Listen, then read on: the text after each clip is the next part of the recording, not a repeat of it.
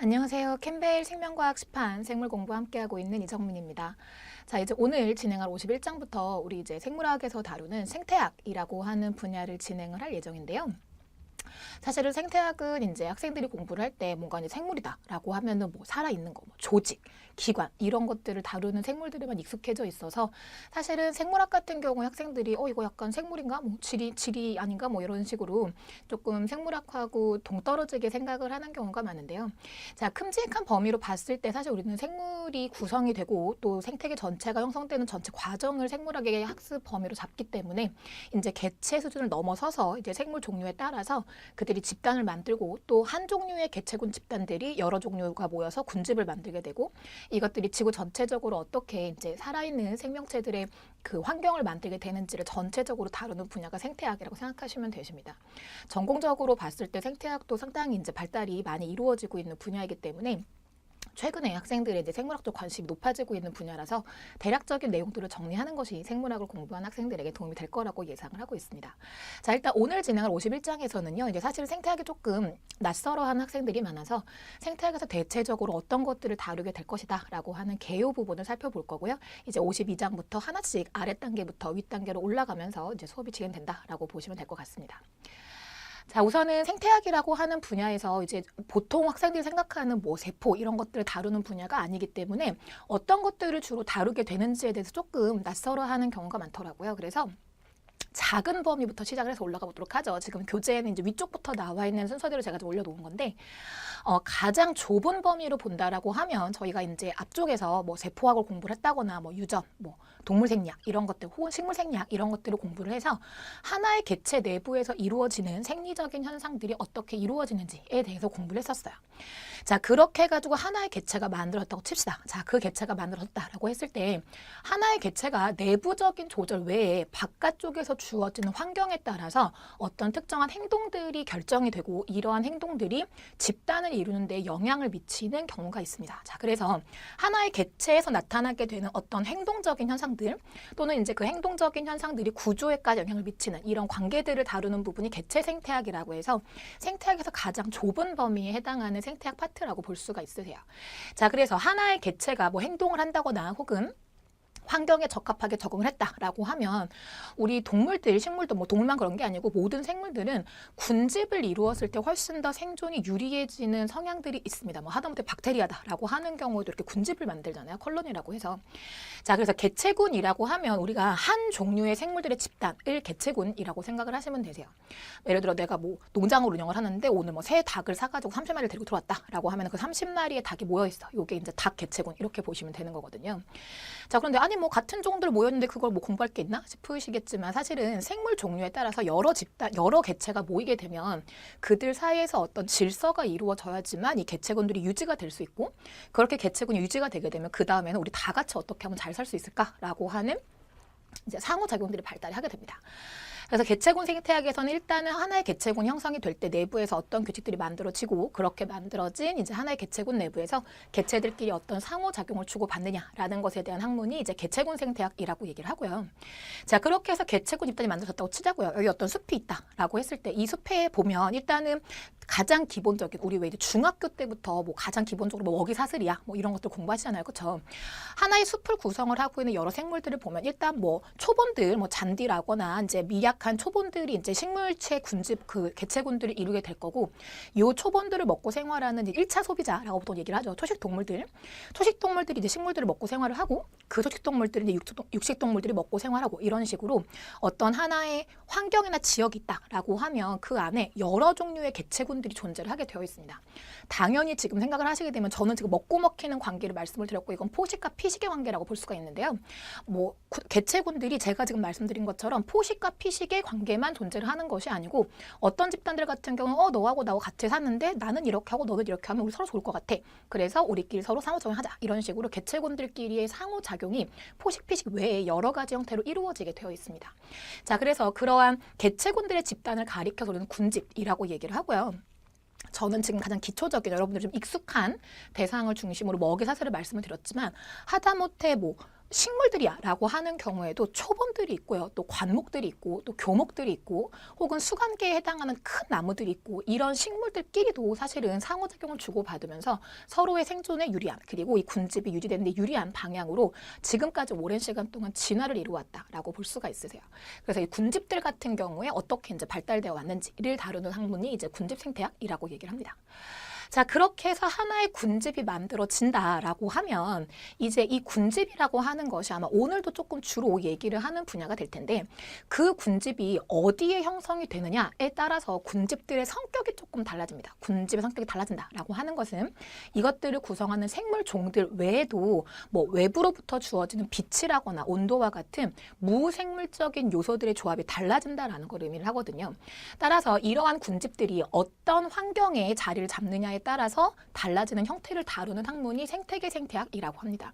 오늘 간략하게 보여드릴 건데 뭐 간단하게 식물 종류만 본다고 하더라도 적도 부근에 발달하는 그 왜 유명한 뭐 열대우림 뭐 이런 지역하고 아주 극단적으로 본다고 하면 극지방에는 우리가 너무 춥기 때문에 식물 같은 거 없는 거 아닙니까? 뭐 이렇게 생각 많이 하시는데요.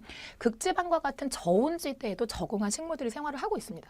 우리가 이제 사막을 저는 가본 적은 없지만 자료 같은 걸 이제 보게 되면 사막 생각하면 사람도 너무 힘들잖아요. 그렇죠? 그러니까 사람도 힘든 환경에 뭐 생물이라는 게 뭐 살 수 있겠어? 거긴 그냥 뭐 아무것도 못 사는 그런 동네 아니야? 이렇게 생각하시게 되는데 생각보다 사막의 생물의 다양성이 풍부하게 존재를 하게 되어 있습니다. 지구상에 존재하는 어떤 환경이 되었건 육지가 되었건 해양이 되었건 뭐 어디가 되었건 간에 하다못해 땅 깊은 곳이 되었건 뭐 생물이 적응할 수 있는 여지만 있다라고 한다면 거기에 적합한 군집들이 발달이 되게 되어 있거든요. 그래서 각각의 환경들의 어떠한 군집들이 다르게 발달되는지를 공부하는 학문이 이제 생태계 생태학이라고 보시면 되시고요.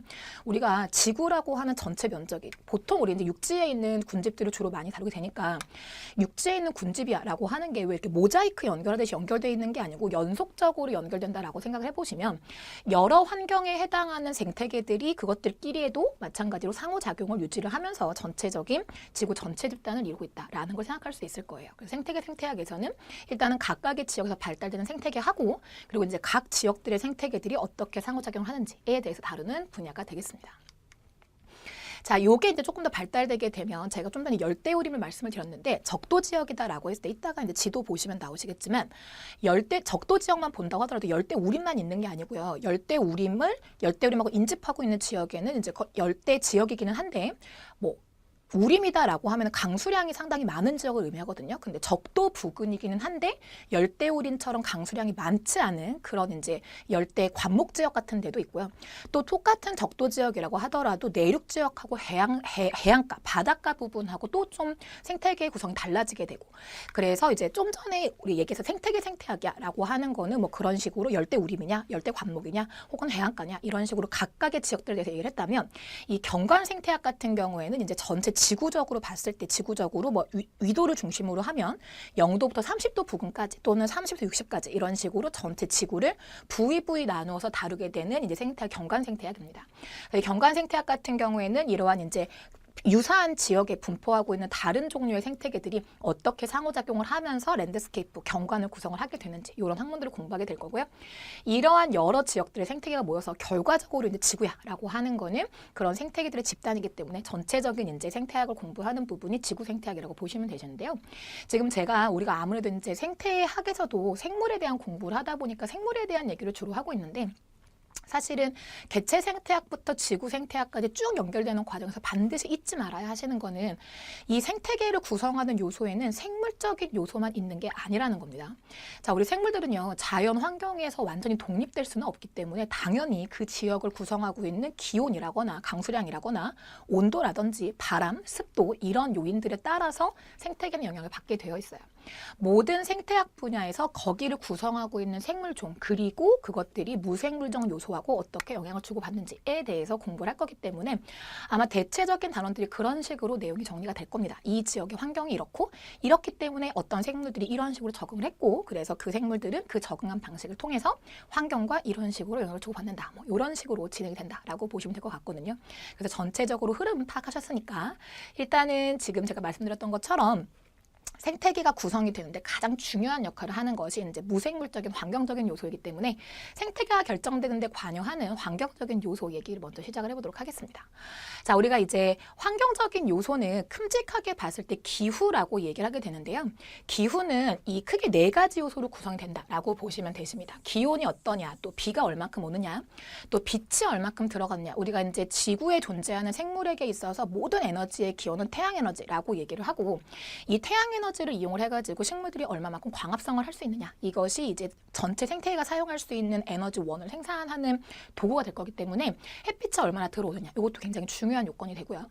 또 바람이 얼마나 불어주느냐라고 하는 것이 이제 공기의 대순환을 일으켜서 식물들이 자라는 이제 고도라거나 내지는 넓이를 결정하는 역할을 하기 때문에 넓은 범위에 대해서 작용하게 되는 환경적인 요소들을 전체 합쳐서 우리는 기후라고 얘기를 합니다. 그런데 제가 지금 말씀드린 것처럼 넓은 지역이다. 뭐 예를 들자면 우리나라 같은 경우에도요, 왜 서해안하고 동해안 같은 경우에 약간 기후대가 다르죠, 그렇죠? 동해안 같은 경우는 태백산맥에 막혀 있어가지고 바람이 불어온다라고 했을 때 산맥이 막히는 현상이 나타나기 때문에 이 동쪽에서 불어오는 바람 같은 경우에는 태백산맥에 막혀서 동쪽 지역에 비를 뿌리고 서쪽으로 땐 건조해지고. 근데 사실 우리나라는 이제 위도항으로 30에서 60도 사이다라고 하면 이따 우리 바람 보실 건데, 편서풍 때에 있어서 바람이 주로 북서풍이 불어오게 되어 있어요. 그렇게 되면 이제 바람이 불어온다라고 했을 때 태백산에 막혀서 이번에는 동쪽으로 비가 안 뿌리게 되고, 이런 식으로 전체적인 넓은 지역을 봤을 때 나타나게 되는 기후적인 현상, 이런 걸 우리가 이제 대기후라고 얘기를 하고요. 저는 우리나라만 가지고 말씀을 드렸지만 사실은 대기후라고 얘기를 하는 경우에는 넓게 전 세계적으로 봤을 때 지역적으로 분포하는 기후를 의미한다라고 보시면 되십니다. 자, 반면에 미기후라고 하는 것은 당연히 대기후의 반대니까 작은 범위를 얘기하는 거겠죠, 그렇죠? 자, 그런데 이제 얼마나 작은 범위를 얘기를 하는 거냐, 요 생각을 해보시게 되면, 예를 들어서 우리나라 같은 경우에는 사실은 이제 뒤쪽에 가시면 전체적인 육지 생태계들을 조금씩 구분을 해보실 건데요. 온대 화렵수림에 속하는 지역에 우리나라가 속해 있습니다. 온대 화렵수림이야라고 하면은 그 생태계에 해당하는 기후적인 특징이 있어요. 뭐 기온은 뭐 겨울철에는 뭐 0도 근처로 떨어진다거나, 뭐 겨울철에는 0도 근처로 떨어졌다가 여름철 되면 30도까지 올라온다든지, 이런 식으로 뭐 온도 범위라거나, 내지는 강수량 같은 경우에 뭐 연간 강수량이 뭐 200cm 정도, 뭐 이런 식으로 어느 정도 기후적인 특징이 있는데, 미기후라고 하는 거는 그 온대 화렵수림에 해당하고 있었던 뭐 숲이 있었다라고 했는데, 그 숲에서 어떤 나무가 뭐 벼락을 맞아가지고 쓰러졌어요. 그래서 쿵 넘어지는 바람에 이 나무 기둥 아래쪽으로 그늘이 생겼다라고 하면, 나무 아래쪽에 생긴 그늘은 비록 그 동네가 빛이 되게 잘 들어온 동네라고 하더라도 그 아래 동네 같은 경우에는 그늘이 지죠. 또 그늘이 지면서 땅에서부터 올라온 습기들이 증발이 잘 안 되기 때문에 습도가 상당히 높아지게 될 겁니다. 실질적으로 이제 빛이 잘 들어오는 숲풀 지역 같은 경우에는 이끼나 곰팡이와 같은 것들이 서식이 잘 안 되는 특성을 가지고 있는데, 그 지역에서 이 나무가 넘어지면서 만들어진 아래쪽 그늘 지역 같은 경우에는 그 나무 기둥 때문에 생긴 조금 독특한 환경이 만들어지게 되는 거죠. 그러다 보니까 나무 기둥 아래에서는 곰팡이라거나 이끼라든지 습한 지역에 생존할 수 있는 생물들이 특이적으로 자라는 그러한 현상이 나타나게 됩니다. 이런 식으로 아주 좁은 지역에서만 특이적으로 나타나게 되는 그러한 기후 패턴들을 미기후라고 얘기를 하는데요. 이건 사실은 우리가 이제 앞으로 공부할 범위에 해당하지는 않기 때문에 우리는 점차적으로 범위를 넓혀갈 거라서 대기후에 대한 이야기를 주로 한다라고 생각을 하시면 될 것 같으세요. 자, 그런데 이 기후, 지역적으로 나타나게 되는 기온이라거나 강수량이라거나 햇빛, 바람, 이러한 요건들이 지구 전체적인 구조에 조금 영향을 받습니다. 자, 그래서 이 지구 전체적으로 봤을 때 어떤 특성들이 나타나게 되는지를 정리를 좀 해보시면, 일단은 지구는 둥글고요, 그렇죠? 이 둥근 지구가 저기 앞에 어딘가 되게 먼 곳에 엄청 큰 태양하고 맞닿아 있다 보니까 지금 빛을 평행하게 나타낸 것이, 요거 이제 지구과학에서 많이 쓰는 방법인데, 이 태양이 지구보다 엄청 크기 때문에 지구가 어디 있던 간에 태양으로부터 오는 빛은 수직으로 들어온다라고 생각을 하시면 되세요. 자, 그랬을 때 이 지구에서 위도에 해당하는 것이 그 수평으로 들어오는 태양에 대해서 땅에 빛이 얼마만큼 도달을 하게 되느냐를 결정하는 요인입니다.